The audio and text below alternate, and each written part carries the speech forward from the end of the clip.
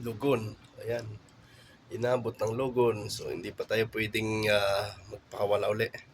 So yan o, lugon na lugon. Nakikita nyo na yung mukha nung isa. Ito yung tatlong natitira sa akin. Tapos ito yung ating young bird. Ayan. So katatapos ko lang siyang yan o, naiyak pa siya o.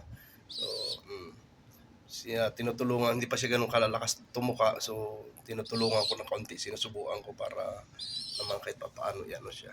Yan, o. Makaka-survive. Pero napakagandang ibon o. Maganda siya, magandang ibon. So, talagang unang pisa ko yan dito, unang pasisiw ko dito sa akin. Ayan, sana ay maging success nito. So first time ko makapagpasisiw dito ng ibon. So meron pa dun sa baba tatlo, kaso yung isa medyo delikado kasi hindi siya sinusubuan ng kanyang inahin at saka nung isa lang ang sinusubuan, so baka hindi makaligtas yon. So inaalalayan ko rin ang subo, pero baka by second week ng November nandito na yan, iakyat ko na rin yan. Ayan o. So, yung ibon o yan o. Nung dumi o. 2 days pa lang hindi nakapaglinis bukas na lang maglinis. Ayan. So napaka pa lang yan, sisiw na sisiw. So magandang ibon.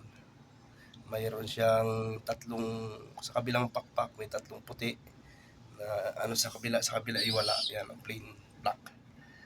So hindi ko alam kung anong breed nitong ibon nito. So hindi ko natanong ko anong lahi ng kanyang inahin at saka yung kanyang tatay. So tatanong natin sa pinagkunan para naman yan.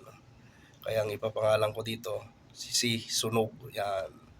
Kasi itim siya eh. Sunog. Yan. Kasi yan. Ayan naman si Lady Chica, Lady Gracel yung isa na no. Lady kasi babae siya, Lady Gracel. Ayun, yun. Lady Gracel. So yan, hindi ko na papakawalan, kukuhanan ko rin i-breed ko din yan. Kukuhanan ko na, ipapalit ko by next month pag natapos yung logon. I-crossbreed ko siya doon sa Bahrain na lalaki. May Bahrain na lalaki doon sa baba. So yun ang i-crossbreed ko yun. Kasi checkered yung nandun sa babaeng Bahrain eh. Ayan, galing sa Bahrain. So ito yung ito yung sisiw. Para crossbreed ko lang para next preparation for next year kasi ngayon hindi talaga kumabot eh. Ayan o. Wala talaga.